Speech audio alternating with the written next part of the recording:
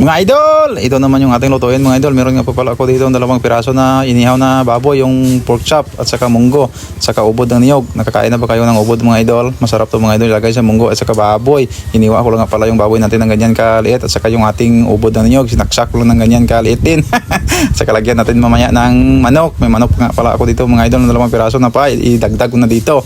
Kasi yung ibang manok dito ay gawin ko pong barbecue yan mamaya. Pag barbecue po ako ng manok at saka mga taba-taba ng manok mga idol, yan po ang aking gawin mamaya ng chicken oil. Kumuha lang nga po pala ako ng ibang taba ng manok yan, kasi yan po ang aking serbi igisa sa ating baboy. Paki-comment nyo naman yan mga idol kung nakakain na kayo ng ubod ng niyog. Pinapangako ko sa inyo mga idol, masarap yung ubod ng niyog, kasi sardinas lang ang ilagay mo dyan. Dito kasi sa amin mga idol, hindi na binibili yung mga ubod ng niyog dito, kasi marami po kaming tanim na ubod ng niyog. Kaso hindi ko lang yung kanina pinakita kung paano ko yung kinuha.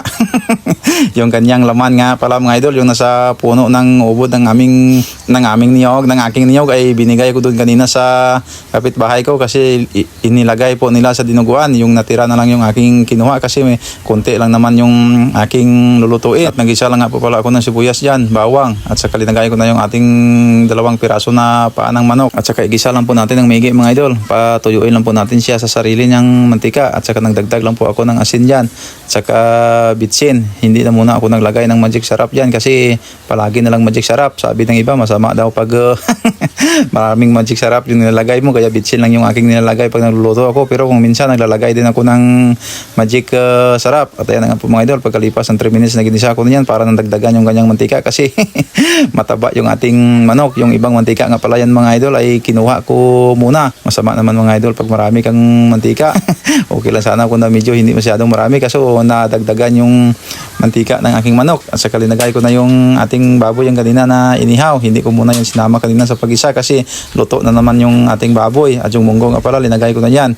Pinakuluan ko na yan kanina yung ating munggo, at saka sinabay ko na yung ating ubod. Ganyan ang kaliit yung aking ginayat yan sa ating ubod. Nagdagan ko ng tubig, kunti lang yung tubig ko na linagay, kasi yung ating ubod nagtutubig po yan. At saka tinakpan ko lang muna. Pagkalipas na namang mga 10 minutes na pinakuluan ko yan, at saka ilagay ko na yung ating dahon ng kamote, talbos ng kamote mga idol. Masarap yan mga idol, fresh na fresh yan. Hindi ko din, at hindi ko naman yan kanina pinakita kung paano ko yung kinuha. Marami kong tanim na fresh na mga gulay dito, kaya nga pag dito ka sa probinsya ay laging bago yung kinakain mo. At luto na po yan mga idol. Ano pa hinihintay natin? Kain na po tayo mga idol, kain po tayo. Luto na po yung ulam natin mga idol. Sarap talaga ang ulam natin. Amen. Paa dito mga idol, at saka baboy dito ko lang ninagay, kasi sobrang init.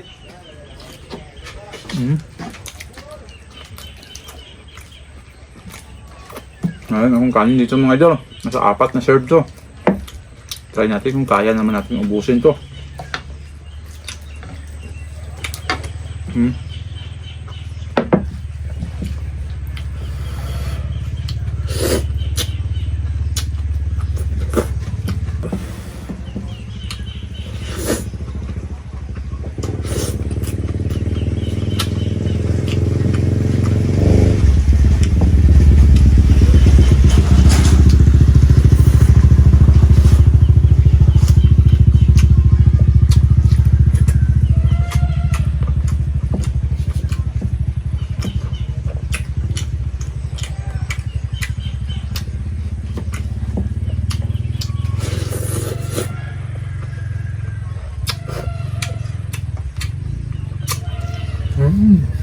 Kapun.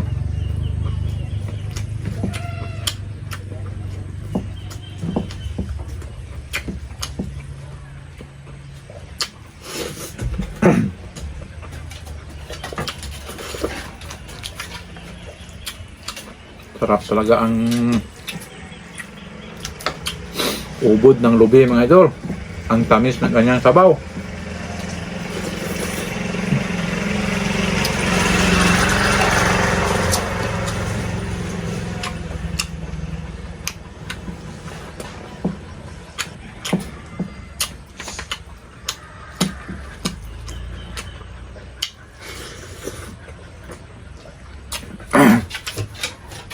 Paa ng manok.